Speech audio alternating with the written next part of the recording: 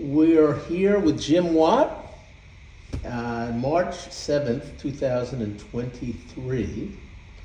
And we have a show coming up we're very excited about. And in conjunction with a new book. Yes. Which I'm very excited about. Yeah, me too. Yeah. So I thought we would talk. Yeah, that's great. Yeah. Where do we start? Grammar school? When did you start painting? When did you first know you I like art? And I should also say that Jim is an architect, a accomplished architect for many decades, a number. So you had a career as a very successful architect. Yeah, I did. I did. But I started painting in architecture school, actually. That's where I started painting. Okay. And I grew up in my mother always took me to museums, and one of her very, very good friends was responsible for all the traveling exhibitions at the Whitney. So I kind of had a backstage pass at the Whitney and would go all the time and absolutely loved it. But I didn't, other than, as I guess most young people do, dabble in painting, I didn't really get serious about painting until I was in college. And it was because I had my freshman year of studio, which is where all of the design intensive stuff happens in architecture school, is studio. So every semester, about 2/3 of your energy goes into that. My freshman studio professor's name was Norm Krecky, and he held studio in the Philadelphia Museum of Art. I was an undergraduate at Temple University. Mm. So the first thing we had to do is, instead of having books that we had to buy, is we had to buy a membership to the museum, because we were going to be spending that entire semester, not only in class with him, but all of our assignments were going to be in and about the museum, which was just brilliant. I mean, it was amazing. And what he said to the class and to me is that I'm going to teach you how to see like an artist. He didn't say how to see like an architect, but to see, that the title artist, that umbrella encompassed architecture in his mind. And that was really my first exposure to real conversations and critical thinking around the visual arts. So we did all of our assignments were either about the contents of the museum, about the building itself, about the relationship between the sort of urban planning aspect of the museum, the position of the museum relative to the city, all of those things. And in the course of that semester, I spent countless hours in the museum. And I remember very specifically, there was an Anselm Kiefer painting that just knocked me out, man. I was 18, and it just spoke to me in a way that I realized for the first time that sort of contemporary ideas could find form in a way that spoke very powerfully to me.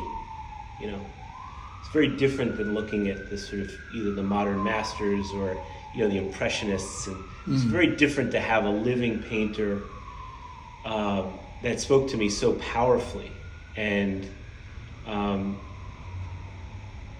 then of course there's the Rauschenberg and the John. There's a lot of Rauschenbergs, a lot of Johns, Ellsworth Kellys, Frank Stellas, in that collection. And I just spontaneously started painting. I started buying canvas and paint, and I set up... In college? In college, I set up shop in an abandoned classroom in the architecture building, and I'd wait till there's nobody around, and I'd go in there and I'd paint, and I'd put whatever I was working with in the corner. And then I would do that every night, and one day I go in and there's a Post-it note on the painting. It's whose is this? And I didn't respond. And whoever this was, whether it was a professor or whatever, was very complimentary and wanted to know who this was. Yeah. So anyway, that's really where I started painting, and my professors in architecture school really encouraged it, and they allowed it to become part of what I did in my architectural education. Yeah, well, that would make sense nowadays with modern architecture. I mean, if you're not studying painting, if you're not into the the current vernacular Yeah. of just the arts, Yeah. By the way, I had the similar experience with Kiefer Oh yeah. at a show. I mean, it wasn't like I started painting, but I Yeah. just had like this epiphany when I saw Yeah. this yeah. exhibit like 30 years ago or 35 years ago. Yeah, it's just like incredible.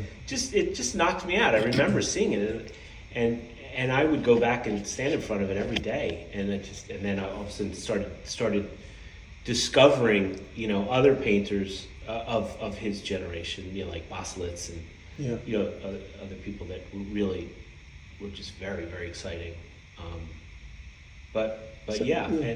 and I think also it's not so much talked about now, but when I was in school in the 80s, Michael Graves was a very prominent architect who painted on a daily basis. Corbusier has a wonderful catalog of prints and paintings and murals. Obviously going back to Michelangelo, but I think that there's just a strong tradition of visual artists who did all of those things: sculpture, Right. painting, architecture, that didn't really see a division between them, just a different medium within which to say the same types of explore the same types of ideas. And that's really how I think about it today. I mean, I don't really think about my painting all that differently than I thought about being an architect or practicing architecture. So if you look at a painting of yours, like this painting, it's a new painting. What's the name of this series? Rome. Rome. Rome. Because This whole series was really inspired by my latest trip to Italy, which concluded in Rome. And I've spent a lot of time in Rome. I had an uncle who lived in Rome, so when I was studying architecture, I spent my summers in Rome. It speaks to me in so many ways. I mean, I could see like the ruins and like the I think there's a certain archaeology Yeah. to these paintings that I'm really interested in. Specifically, it was the walls of Rome. And the plaster and the color and the light and the layers and the kind of history of those walls, which is visually just stunning. The history, you see the history of the layers Yeah. in those walls, and just the wonderful imperfection of them. I just absolutely loved, and it found its way into these paintings in a way that became pretty apparent to me after a while. I was like, wow, it's really influenced by what I was so turned on by in Rome. So I figured I'd call the whole series Rome. So the show, everything that's in the show will be of that body of Yeah. work. Yeah. Fantastic. Yeah. Can you talk about how your career as an architect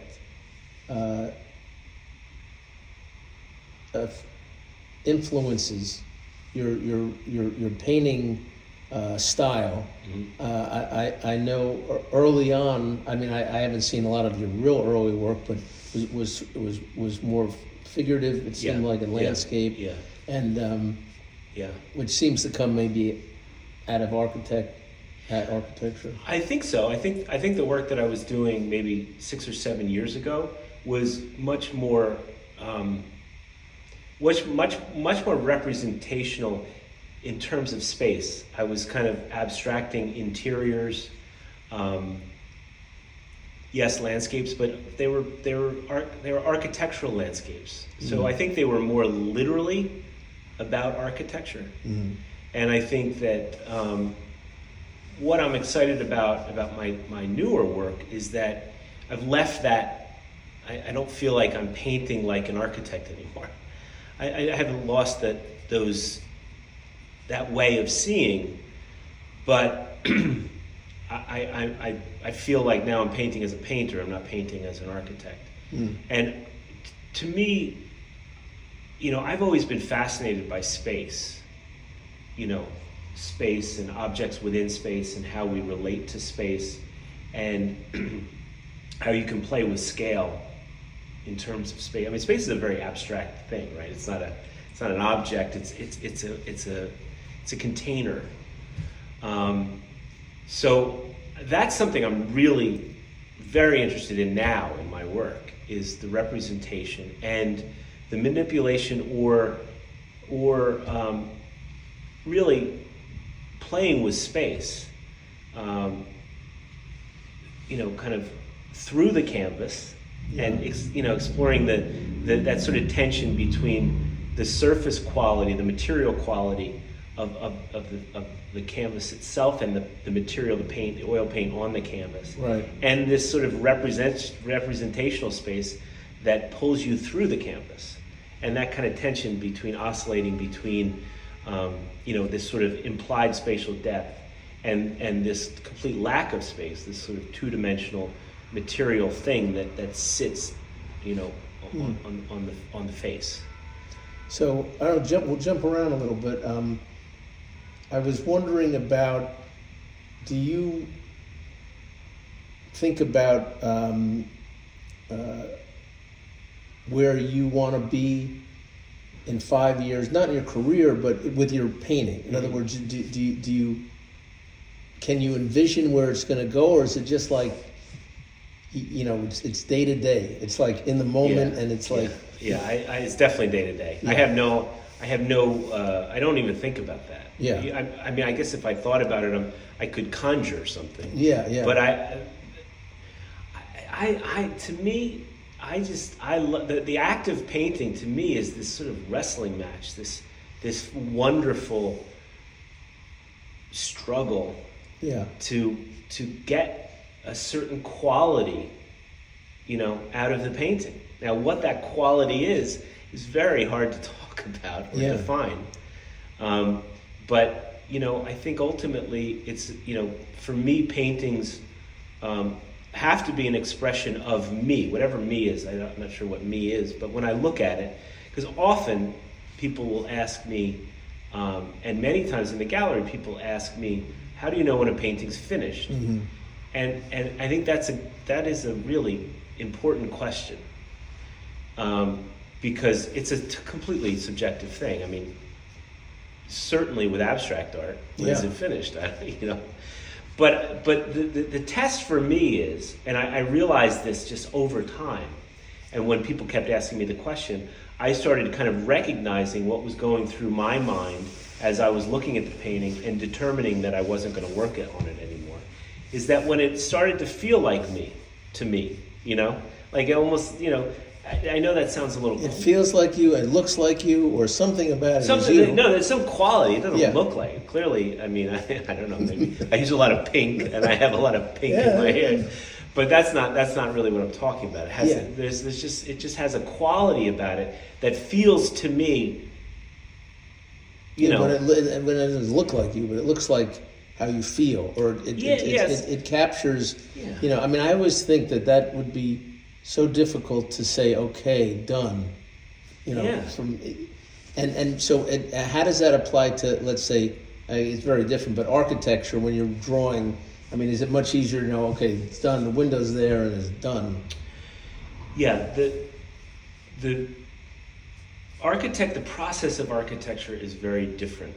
There are moments where there's a lot of overlap in terms of just this kind of intuitive attack that's happening. You're starting from nothing, right? You're starting from a blank piece of paper or a blank canvas, and you got to make a move.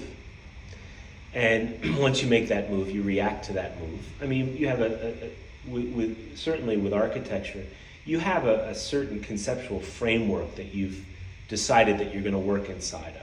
There's certain rules. Yeah, and I do that at a certain form that I know the painting is going to have. Mm-hmm. That can be a very general set of rules.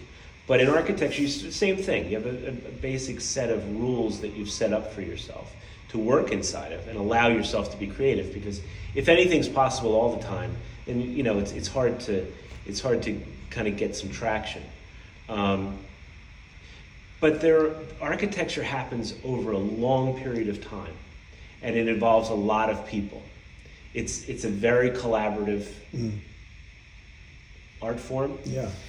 The client is hugely important in the process. And there's a saying that goes that great clients make great buildings. Regardless of how good the architect is, if you don't have a good client, it's not going to be a good building. And that can be incredibly frustrating. Also, don't they say if you don't have a great art dealer, you're not going to have a great building? I believe that was one of the exactly. Yeah. Exactly. Yeah.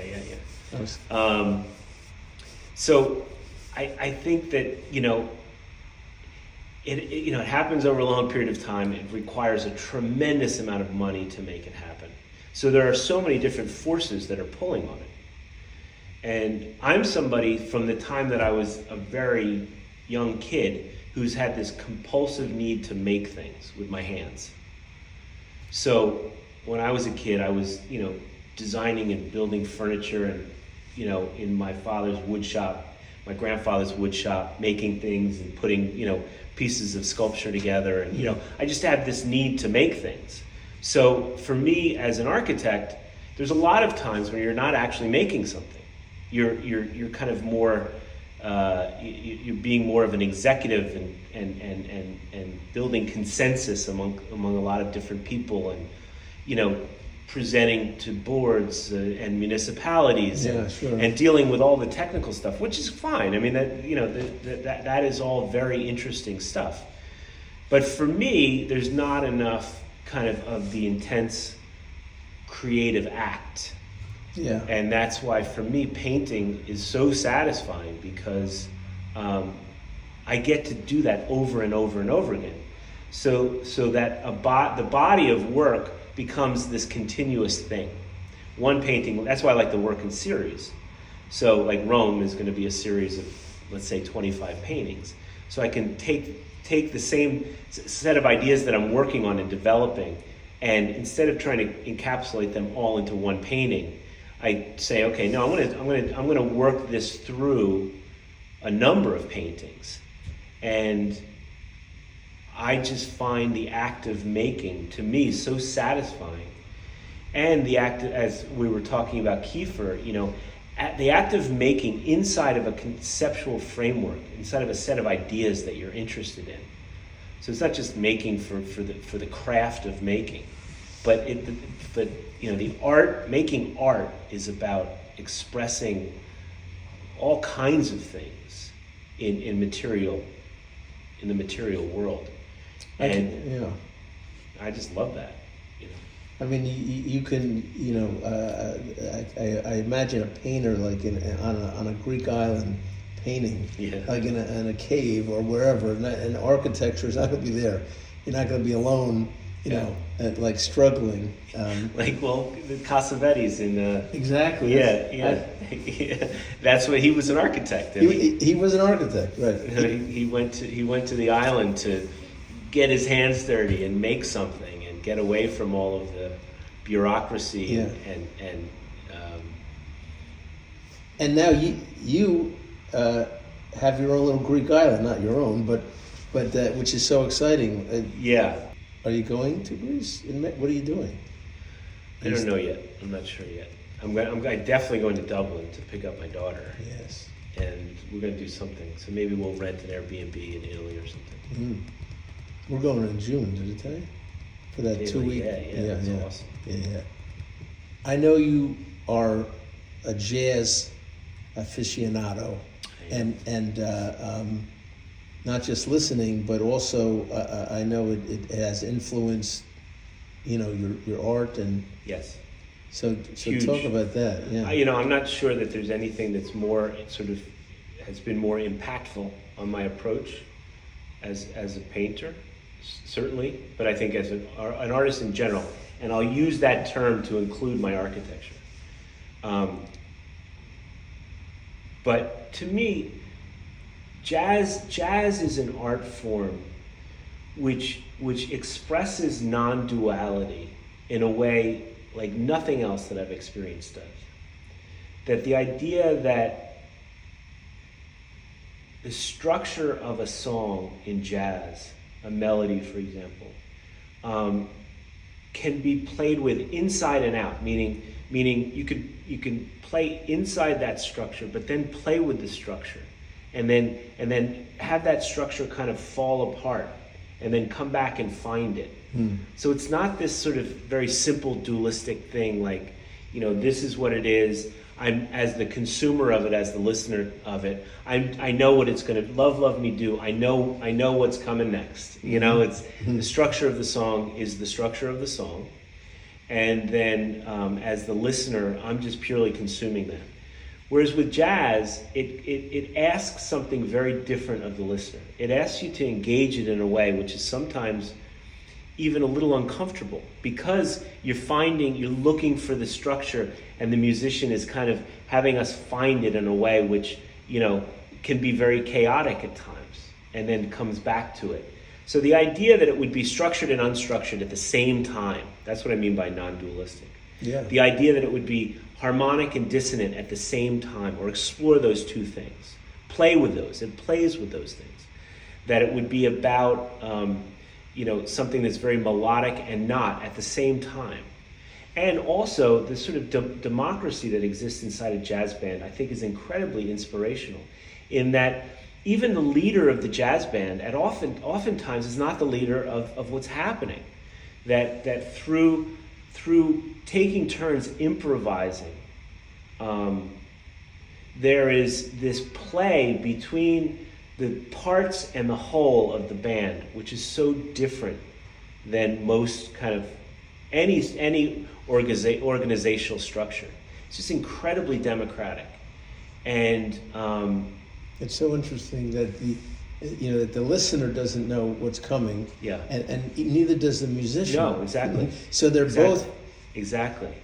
And it's, it's such I think it's such an act of bravery on the part of the improvisational musician to just be completely exposed. Yeah.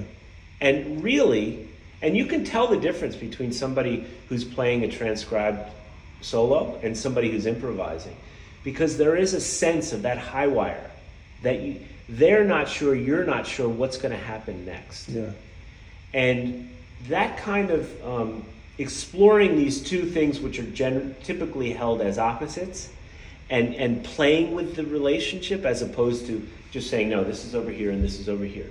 This is black and this is white, right? This is structured, this is chaotic. This is harmonic, this is dissonant. To play and have those things dance with each other, and to just see what happens. Let's just see what happens. That is incredibly inspirational for me as an artist. The idea of harmony and dissonance in terms of color, the idea of surface versus space, right? Play with those things, not have it be one thing or the other, but it's kind of where those two, if my paintings are successful, I think it's where those two worlds of opposites touch. It's a threshold between those. And to me, jazz is the ultimate inspiration for me about that. And I listen to a lot of jazz while I'm painting. And do you know what other artists? I'm just so curious, because apparently Rothko, if the play Red, wasn't a big jazz fan, and he loved classical, and and you'd think, oh my God, it's for a painter, that kind of freedom, that improvisation, But a lot of artists like to have the setup and the structure more intact, I guess. Exactly. So you've been very involved with music and jazz, and even did an entire, or you're still in the middle of 1,000 Watts, which is incredible. Tell us about 1,000 Watts. So 1,000 Watts started during the pandemic. So a previous studio that I had was a large Art Deco warehouse with an empty lot next to it. So I had become friends with Antoine Dry, the trumpet player. So I had always had the idea of bringing real jazz. I call it real jazz. I'm a jazz snob. So what passes for jazz at the jazz brunch at the local restaurant is not really what I'm talking about. I'm talking about real jazz. Yeah. Jazz that challenges the listener, kind of stuff. And anyway, it was the beginning of the pandemic. I had this outdoor space. I had this idea of building a stage outside, creating socially distanced seating, and have musicians come down from New York who were world-class musicians and are used to playing on the greatest, biggest stages or most important stages in the world, to see if they'd be interested in coming down and playing, and to see if we could raise some money and have this wonderful musical experience. And Antoine was all about it, and we ended up hosting 10 shows at my studio outside, and we raised $30,000 for those musicians. I went to several. And they were yeah, it was incredible. great. Incredible. It was great. For me, it was like a dream come true. It was amazing. So inspirational. That led to a project called 1,000 Watts. So 1,000 Watts is, I am painting 1,000 Sumi ink washes on 11 by 15 watercolor paper in performance art setting with jazz musicians. I have a rig above my table, which has a camera, a fixed camera, which is fixed on the 11 by 15, which is projecting in real time what I'm painting onto a 20-foot wide screen. And we've done some great performances here in the courtyard, the sculpture garden. And the musicians are facing the screen, the audience is facing the screen, and we are improvising off of one another. So I am being very much influenced by what they're playing, and they are playing very much influenced by what they're seeing on the screen. So there's no preconceived notion. It's 100% improvised. And Danny Clinch, the photographer filmmaker, has been filming these performances, and we've put together a film, which is a piece of art in and of itself. It's about 15 minutes long. I've seen it. And we are in the process of submitting it to film festivals. Very exciting. And, yeah, great. it's fantastic. And the whole project is about raising money for jazz artists in need, and my goal is to raise $100,000 for the artists, and hopefully more. But yeah, it's great. And you've met and gotten together with some incredible jazz legends because of this. Yeah, you know. Wynton Marsalis. Wynton Marsalis was here. Was here at the gallery when we were closed during the pandemic. Yeah, right? yeah. But we kind of gave him a private tour of my last solo show here, which was in September of 2020. So that was so exciting. Yeah, and just the musicians that I've met through Antoine, and just what an incredible community of people. I mean, there's no pretense. There's this idea that the set is over. It doesn't matter where they're playing. They could be playing in Carnegie Hall. They could be playing at the Village Vanguard. They could be playing at Jazz at Lincoln Center. And when the show is over, the musicians are mingling with the crowd and talking about it. And there's none of this kind of hierarchy. That's what I'm talking about. This sort of separation that they're up here and the audience is down here. No, they are dancing with the audience the whole time. But not only that, it just reminded me of improv comedy. Yeah. I mean, if you got together 4 comics do improv, every week. First of all, there'd be a lot of insecurity and jealousy and wanting to do, and I think a lot of it wouldn't work, because it was so scary. And the jazz, it's just kind of it is an amazing. I've never met any of the musicians I've met, jazz musicians, that weren't so down to earth, and it's the art form requires an intense and acute listening. You have to be. I'm not a musician, but from what I know about the music and to hear them talk about it, the musicians talk about it, it requires such intense listening that you have to be an engaged, compassionate, empathetic, you have to have the ability to connect to other people, Yeah. because otherwise there has to be such a level of trust with these men and women on stage who are doing this, Yeah. that without that, the whole thing falls apart. Yeah. It's so tenuous, so beautifully tenuous, Yeah. that without that trust and that listening, the whole thing would just fall apart. Yeah. And I think that spills over into, off the stage too. It's just wonderfully, Yeah. open and generous people. I mean, I will say, to stick up for improv comedians, I mean, there is that also Yeah. but Well, sketch comedy, right? I mean, that's, yeah, sketch comedy, you have to trust the other person and all that. Yeah. But yet, you could find a lot of comedians that don't have that empathy and are, Yeah. you know what I Yeah, mean? yeah. With jazz, you No. got to be there, and Yeah, and you yeah. got to be so open Yeah. and empathetic and listening. Yeah. What? It's interesting. There's that, just speaking of how important jazz is to my work, whenever I'm stuck on a painting, I will put on Freddie Hubbard's Live at the North Sea Jazz Festival, 1980. Write that one down. Freddie Hubbard, Live at the North Sea Jazz Festival, 1980, without fail, Yep. gets me rolling. Like rolling. The painting is on its way. I don't know, it's... Who else? What other musicians? What other go-to? I love, there's a lot of contemporary jazz musicians that I absolutely love.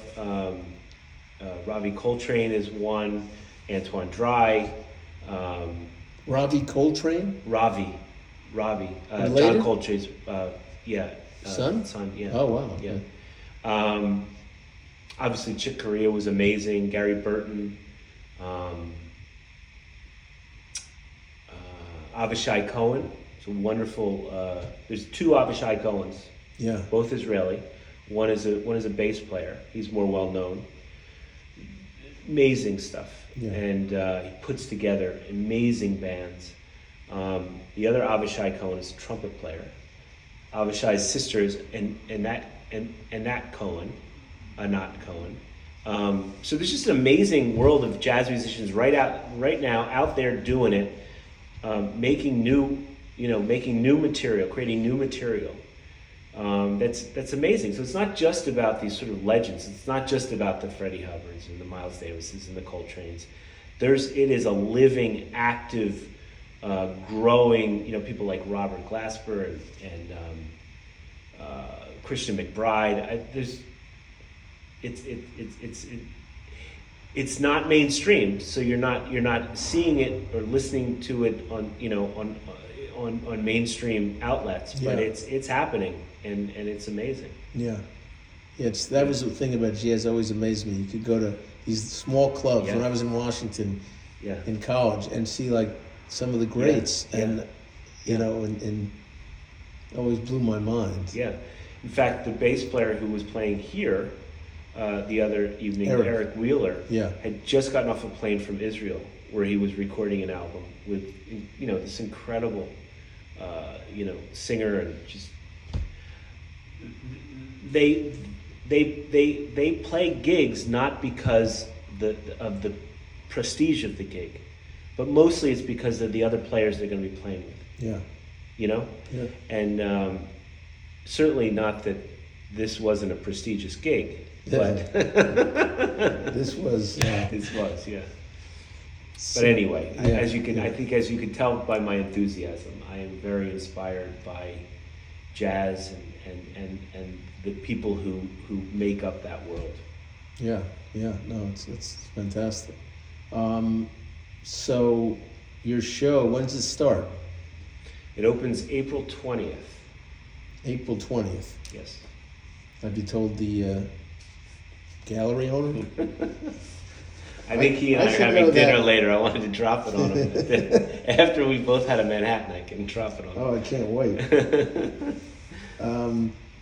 I know what I wanted to ask you. Well, there's a few things. I know that you're dabbling in sculpture, Yeah. and had you before? When I was Architecture models. I think, Yeah, but when I was painting when I was in my late teens and 20s. I was doing a lot of sculpture that was abstract sculpture. But also I had these wonderful professors, one in particular, Amira Amiri, who I'm still in contact with, who, you know, was really teaching a visual language that could be applied to architecture, could be applied to sculpture, could be applied to painting. So I made a lot of sculpture back then, and I'm starting to make sculpture again now, and I love it. I think it suits me, you know. Any particular artists that come to mind, you know, or even the old Egyptian or anything that's inspirational, three-dimensional wise? Yeah, I mean,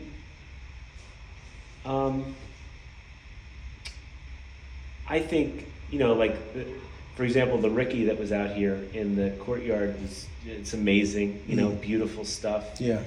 Henry, who just passed, his stuff reminded me a lot, actually, or I should say my stuff when I was younger reminds me of him. Oh, really? Okay. Yeah, a lot. Like, and there's some, I love Jay Kelly's sculpture. I think he's incredibly talented painter and sculptor. So will there be sculpture in the show? Yeah, Oh. there's going to be either 3 or 4 pieces, and you and I can figure that out together. Yeah. But yeah, I'm excited about the sculpture. I really am. When you go around walking around art shows, which I know you like to do, Yeah. do you ever see something and go, shit, why did I do that? I think you know,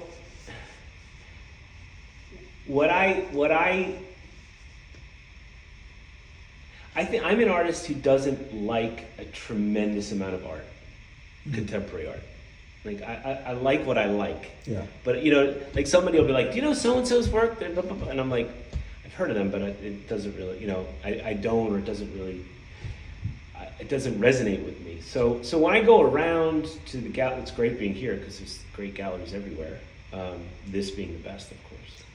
But to just walk through and just freely look and just really pay attention to what resonates.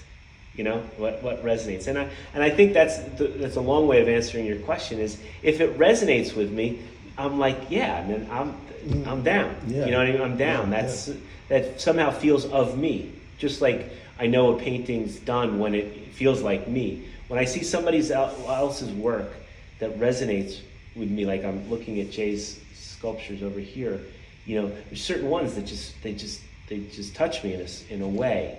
So, you know, I don't think jealousy is a thing for me I mean, as a human being, sure, but as an artist, because the thing I love about painting is that you always know you're going to make more. You know, it's not like I had my shot and I blew it. Like, oh, you know, that's either it or not it. It doesn't. In some ways, it doesn't really matter because I made that, and now hopefully it lives out in the world and people will enjoy it and it will resonate with them like other people's work resonates with me. But I love the idea that this is the stepping stone to the next one, and to the next one, and to the next one. Yeah. So if there's something that really inspires me, it doesn't really leave me with like, ah, shit. It's more like, oh, I'm gonna digest this and see if it somehow informs my work, you know. Do you ever think of going back to a series? I mean, in other words, do you feel like when the series is done, your liminal and the modal series, then it's like you've moved on? Do you ever think like, I mean, would you ever go back to it for some reason, Well, or does it even make sense? The thing that sets up the series for me is color, a palette, a specific palette. So I work that palette, basically the same palette in a variety of ways. So I could definitely see myself going back to a previous palette. Yeah. Absolutely. Oh yeah. You know, sometimes I get re-engaged by that palette, you know, and I could see myself doing that. In fact, I I was working on a painting recently, maybe 6 months ago, and it was inspired by my Phthalo series, which is that sort of deep, rich blue. And I, for some reason, I just started painting within that sort of palette, and I was creating something which was visually engaging to me, but I almost in an instant stopped and realized I was not really, I was making a painting. I wasn't really painting, you know? And I don't want to be kind of corny about it, but it didn't feel authentic to me. It felt like It felt like I was designing something, you know, as opposed to just really exploring something, you know, and pushing. Because it was like I wasn't ready to do that, you know, to change that palette. I was still digging into this palette. right. And this is what was really an expression of me at that time. The other thing was something I realized I was just trying to make an aesthetic object that really had nothing to do with me at that point. Yeah. I imagine that all painters do paintings that they're like, that happened? Yes, but the nice thing about working in oil for me is that it takes a long time to dry. Yeah. So that's one of the reasons I don't like painting in acrylic. Also, I just don't like the materiality of the acrylic. It feels very plasticky to me. But it dries too fast. So that's why, to me, like, I like to wrestle with a painting, sometimes for weeks, sometimes for days, but I need to wrestle with it. I need to work it. And ultimately it gets someplace that I feel like is an expression of me. Yeah. And then I'm like, okay, I'm just going to start the next one. Yeah. So. And do you go back? Very rarely. Yeah. I mean, you're like, okay, done. Done. And sometimes I'll do something incredibly minor, color-wise. You know, but my technique is such that you can't, once the painting is dry, I can't, anything I would do to this would be so apparently applied to it, you know, just given the nature of oil paint and how its viscosity and its different viscosities through the drying process. Once it's dry, to put, you know, unless it's in a very early stage, you can't rework it. At least I can't. Not in the way that I paint. Yeah. Because I do a lot of scraping, a lot of blending. All of the color mixing is on the palette. So I just use alizarin red. So all the pink is alizarin red with titanium white. I use cadmium yellow. I use Payne's gray. And I use brilliant blue. And then it's just how those all mix together. That's the secret recipe. You just gave the secret recipe out. All right, we got to cut that part.